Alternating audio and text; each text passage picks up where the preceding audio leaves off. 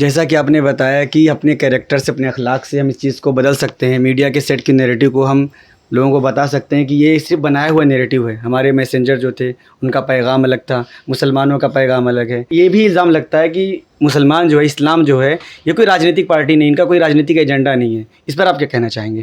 اسلام اور سیاست یہ تو بہت پیچیدہ مسئلہ ہے، لوگ اس پہ بات کرتے ہیں، لیکن ہم جس ملک میں رہ رہے ہیں تو یہ ایک سیکولر اسٹیٹ ہے، اور یہاں ایک آئینی طور پر سارے باشندگان کو، سارے شہریوں کو یہ حق حاصل ہے کہ وہ سیاست کے ذریعے سے اپنے اختیارات حاصل کریں۔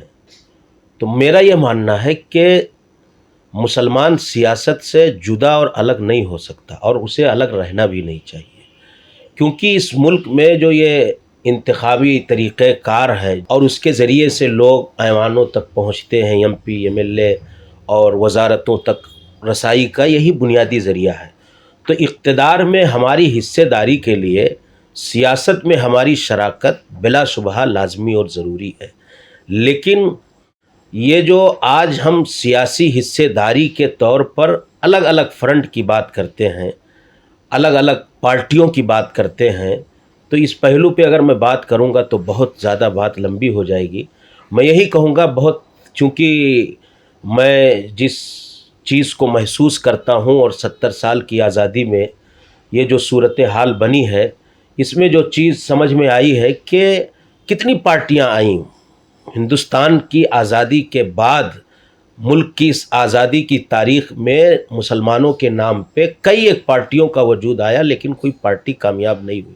مولانا آزاد رحمۃ اللہ علیہ کتنے دور اندیش اور دانشور آدمی تھے، ملت کے، قوم کے۔ کانگریس پارٹی نے ان کی حیثیت اور قد کو سمجھا، یہاں تک کہ پہلا وزیر تعلیم بنایا، کانگریس پارٹی کا صدر اور ادھیکش بھی بنایا۔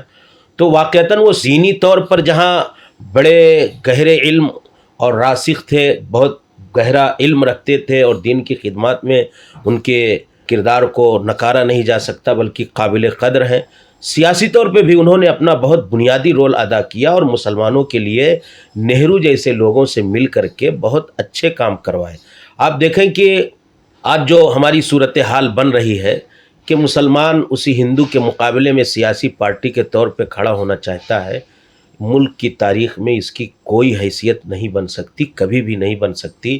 میں ایک پیغام بہت مختصر طور پہ، بڑی لمبی گفتگو ہے، بڑا طویل مسئلہ ہے، یہ کہوں گا کہ بلا شبہ مسلمانوں کو سیاست میں رہنا چاہیے، اور سیاست میں اپنی شراکت کے لیے پوری کوشش کرنی چاہیے۔ آج دو راستے ہیں مسلمانوں کے لیے، ایک تشدد کا راستہ ہے جو لوگ مذہب کے نام پہ سیاست کر رہے ہیں، ایک راستہ مسلمانوں کے پاس وہ ہے جو سب لوگوں کو ساتھ میں لے کر کے چلنے کی بات کرتے ہیں۔ بلا شبہ ملک تقسیم ہوا، آزادی ہوئی، کیا کیا حالات آئے، تو مسلمان یہاں اقلیت میں ہیں، اور وہ بھی اقلیت کا جو پرسنٹیج ہے، فیصد ہے، کافی فاصلہ ہے۔ 1/5 میں جو ہم تقسیم کر سکتے ہیں، 80 اور 20 جیسا کہ نعرہ لگایا جاتا ہے، تو ہم 80 کا مقابلہ 20 لوگ پوری یونٹی اور اتحاد کے ساتھ بھی کرنے سے، اگر وہ بھی مذہب کے رنگ میں جیسا کہ لوگوں نے رنگ دیا ہے، تو ہم ان کا مقابلہ اب ان کے مقابل اور حریف بن کر کے کھڑے ہونے کے ساتھ نہیں کر سکتے۔ ہاں، ہماری حیثیت کیسے مضبوط ہو، ہمارے حالات کیسے درست ہوں، اقتدار میں، حکومت میں، سیاست میں ہماری شراکت اور پارٹنرشپ، ہماری حصے داری کیسے طے اور مضبوط ہو، اس کے لیے میرا یہ ماننا ہے، اور مولانا آزاد کا نظریہ تقریباً یہی تھا۔ ایک تھے ہمارے لیے جناح اور ایک تھے مولانا آزاد۔ جناح نے ملک کو تقسیم کروایا، مسلمانوں کا تیا پاچا کر دیا، اور ایک آزاد تھے جو جامع مسجد کی سیڑھیوں پر کھڑے ہو کر کے قوم کے لیے، قوم کی درد مندی کا خطاب کر رہے تھے۔ تو آج بھی مسلمانوں کو مولانا آزاد کے نظریے کو سمجھنا چاہیے اور لوگوں کو فروغ دینا چاہیے۔ آج جو لوگ سب کو مل کر کے، لے کر کے ساتھ چلنے کی بات کرتے ہیں، ہماری سوچ یہی ہونی چاہیے کہ حکمت کے ساتھ، دانائی کے ساتھ اور سوجھ بوجھ کے ساتھ ان لوگوں کے ساتھ مل کر کے اپنی حیثیت منوائیں۔ آپ سے میں ایک بات کہنا چاہتا ہوں کہ آج مسلمانوں کے تئیں جو ایک طبقہ ہے جو نفرت کی بات کرتا ہے، ہندو مسلم تفریق کی بات کرتا ہے، اور مسلمانوں نے اپنے کردار سے اپنی حیثیت خود کھو دیا ہے۔ وہ ان کے بارے میں کسی بھی سیاسی پارٹی میں یہ کوئی ایسا پرفیکٹ نظریہ قائم نہیں ہو پا رہا ہے کہ یہ ہمارے ساتھ ہیں۔ جن لوگوں نے جب جانا کہ یہ ہمارے ساتھ ہیں تو بلا شبہ وہ مسلمانوں کو ان کی حصے داری دیتے تھے. جب انہوں نے اپنی حیثیت کو منوایا تھا کہ بھائی ہم آپ کے ساتھ وفاداری کے ساتھ جڑے ہیں. آپ دیکھ لیجئے صوبوں میں بڑی بڑی وزارتیں مسلمانوں کو ملی اور انہوں نے میں نام نہیں لوں گا جس کسی بھی ہندو کی لیڈرشپ کو انہوں نے قبول کیا مسلمانوں نے، تو انہوں نے مسلمانوں کو حصے داری دی اور ان کے بڑے قداور نیتا پیدا ہوئے. کانگریس ہو، سماجوادی ہو، بہوجن سماج پارٹی ہو، ممتا بنرجی ہو، اور اسی طریقے سے بہار میں لالو پرساد ہو. تو سب نے جب سمجھا کہ مسلمان کئی ایک راستوں پر جا رہا ہے اور اس کی کوئی ہمارے جذباتی قسم کے نعروں سے، جذباتیت سے، نوجوانوں کے ورغلانے سے، تو مسلمانوں کو بلا شبہ ایک سیاست کا اتحاد قائم کرنا چاہیے اور یونٹی ہونی چاہیے. اپنی وجود کی لڑائی کے لیے لڑنا چاہیے اور اپنے کو ان لوگوں کے ساتھ، کیونکہ مسلمانوں کے لیے ایک ہی وہی راستہ ہے اس ملک کے اندر موجودہ حالات میں جو سارے لوگوں کو لے کر کے چلنے کی بات کرتے ہو، اور یہی مسلمان کا نظریہ بھی ہونا چاہیے. مسلمان کا سیاسی کردار ایک ہندو سیاسی پارٹی کے خلاف کھڑے ہونے والا نہیں ہونا چاہیے.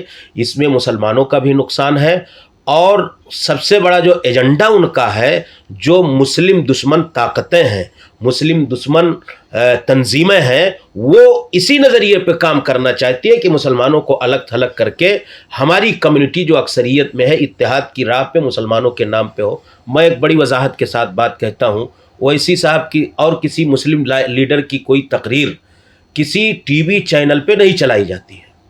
تمام بڑے بڑے مین اسٹریم میڈیا کے جو چینلز ہیں، گودی میڈیا جنہیں کہہ لیجئے، اویسی صاحب کے وہ کلپ کیوں چلائے جاتے ہیں؟ ہمارے بھائی، ہماری نوجوان نسل، ہمارے دردمند قوم کے لوگ اس کا جواب دیں کہ اویسی نے غیر مسلموں کے تعلق سے اتنا سخت لہجہ استعمال کیا، اس طرح کی بات کی.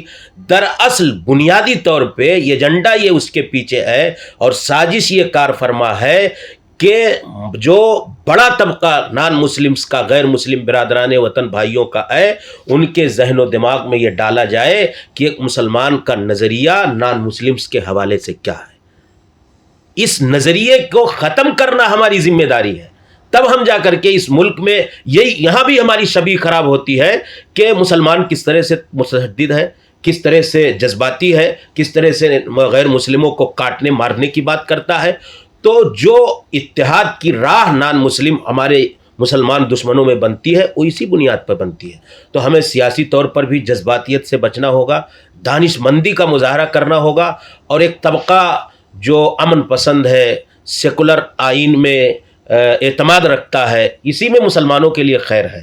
اور میں اسی لیے کہتا ہوں کہ کانگریس پارٹی جب ملک تقسیم ہوا تو ممکن تھا کہ وہ ہندو راشٹر نہرو جی اور دوسرے لوگ مل کر کے اس کو بنا ڈالتے، لیکن انہوں نے، یہاں تک کہ آپ آئین کو پڑھیں گے تو کچھ اختیارات ایسے ہیں جو الپ سنکھیک اقلیتوں کو خصوصی طور پر دیے گئے ہیں. یہ سیکولر آئین کی بنیاد پر کچھ اختیارات ایسے ہیں جو نان مسلمز کو بھی نہیں ملے ہیں اس ملک کے اندر. یہ کس نے دیا ہے؟ یہ وہ لوگ جو امن پسند ہیں، سارے لوگوں کو ساتھ میں لے کر کے. تو اس میں کسی پارٹی کی بات نہیں ہے، ہمیں نفرت کا خاتمہ کرنا ہے. ہمیں اس ملک کے جمہور اور جمہوری آئین اور سیکولر آئین کے حوالے سے اسی میں ہمارے لیے خیر ہے، بھلائی ہے، اور ہم کو رائے کا حق دیا گیا، ووٹ کا حق دیا گیا، تعلیم کا حق دیا گیا. جو سارے قوانین 70 سال اس ملک کی آزادی کے بعد لاگو ہوئے، اس میں مسلمانوں کے ساتھ کوئی تفریق نہیں کی گئی.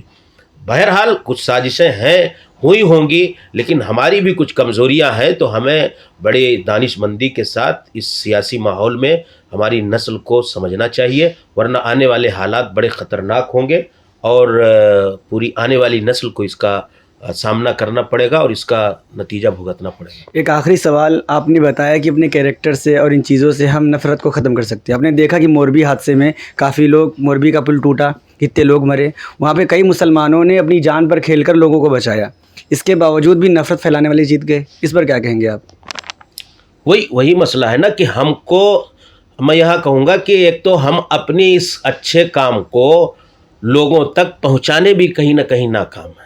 یہ ہمارا جو میڈیا کا طاقت ہے. میں اسی لیے کہا کہ ہمارے جو اس میدان میں کام کرنے والے لوگ ہیں، ہمارے مسلمانوں کا جو یہ کردار ہے، یہ جس انداز میں، چونکہ ہمارے پاس مین اسٹریم میڈیا ہے نہیں، اور پاورفل میڈیا ہے نہیں، تو چھوٹی چھوٹی سطح پر اس طرح کے کرداروں کو ہم لوگوں تک، نان مسلمس تک پہنچانے کی کوشش کریں۔ اور دوسری چیز یہ ہے کہ نفرت کی جڑیں اتنی مضبوط کر دی گئی ہیں کہ یہ خیر کے پہلو اس پر کوئی اثر ہی نہیں ڈال پاتے ہیں۔ کتنی بڑی قربانی دی، اگر وہی کوئی نان مسلمس مسلمانوں کے ساتھ کرتے تو یہ میڈیا، گودی میڈیا کتنا اس کے بارے میں پرچار کرتا۔ تو ایک چھوٹا سا سانحہ جو مسلم اور نان مسلم لڑکی کا ہوتا ہے اس کو کتنا پھیلایا جا رہا ہے۔ تو ایک تو یہ کہ میڈیا کا مقابلہ میڈیا سے ہی کیا جا سکتا ہے، میرا یہ ماننا ہے، اور اس پہ لوگوں کو کوشش کرنی چاہیے۔ دوسری چیز یہ ہے کہ نفرت کی آگ اتنی زیادہ بھڑک رہی ہے کہ یہ تھوڑا سا محبت کا پانی اس آگ کو بجھانے میں کامیاب نہیں ہو رہا، اس کی جڑیں اتنی مضبوط اور گہری ہو چکی ہیں دن بدن۔ تو آنے والے حالات میں اس لیے ہم کو جہاں ہم اپنے دین کی تبلیغ کریں، اب یہ دین کی تبلیغ کی آزادی ہم کو کس نے دیا ہے اس ملک کے اندر؟ اتنے بڑے اسی آئین نے دیا ہے۔ ہم کو اپنی مسجدوں میں اذان دینے کی آزادی کس نے دی ہے؟ اسی آئین نے دیا ہے۔ ہم اپنے اسلام پر عمل کریں، داڑھی رکھیں، ٹوپی سروں پر لگا کے چلیں، یہ ہمارے اس ملک نے اور اس ملک کے دستور و آئین نے ہمیں یہ حق دیا ہے۔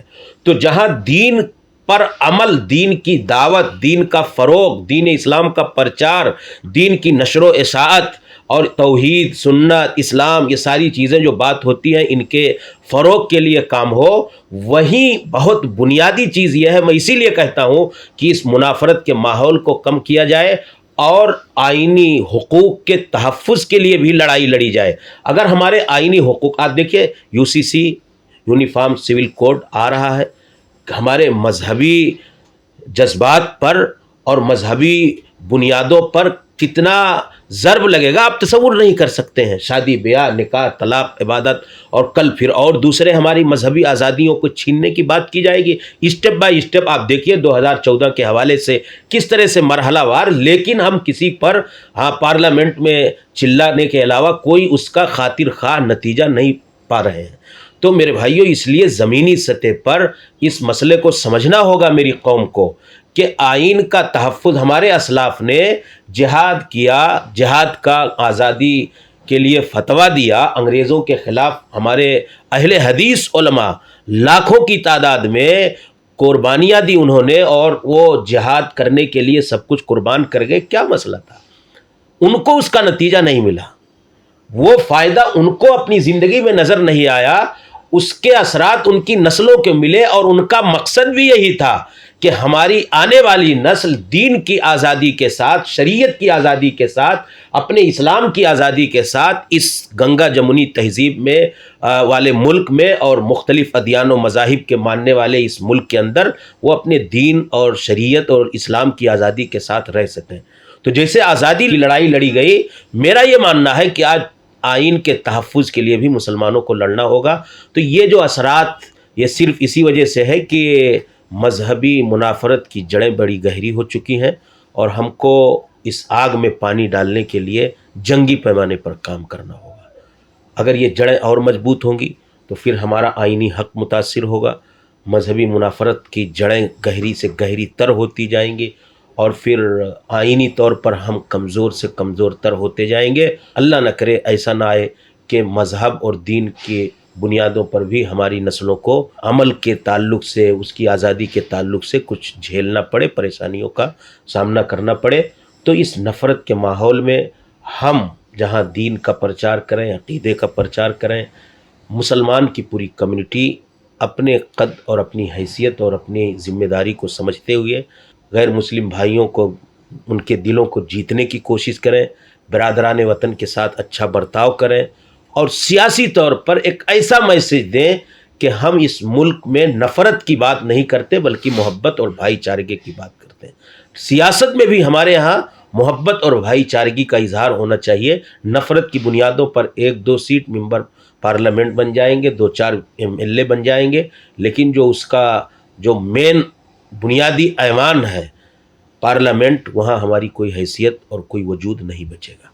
اس لیے ہم ان حالات کو سمجھیں، اپنی نسلوں کو سمجھائیں، اور دین اور آئین کی آزادی کے لیے ہم سب کو لڑنا ہوگا، مل کر کے لڑنا ہوگا۔ یہ تھے ہمارے اسلامی اسکالر عاطف سنابیلی، جو آپ کو بتا رہے تھے کہ اسلام، ریئل اسلام کیا ہے، اور مسلمانوں کو کیسے اس چیز کو صحیح کرنے کی کوشش کرنی چاہیے کہ جو نیریٹو میڈیا نے سیٹ کیا ہے وہ ہمیں اپنے اخلاق سے بدلنا ہوگا اور لوگوں کو صحیح میسج دینا ہوگا۔ ہم نے خود اپنے ہی کردار سے لوگوں میں نفرت بھر دی ہے، جو کہ ہمیں خود ختم کرنا ہوگا اور خود آگے آنا ہوگا۔ آپ کا بہت بہت شکریہ عنایت سے بات کرنے کے لیے۔ ملیں گے پھر کسی اور مہمان کے ساتھ، دیجیے تب تک کے لیے مجھے اجازت۔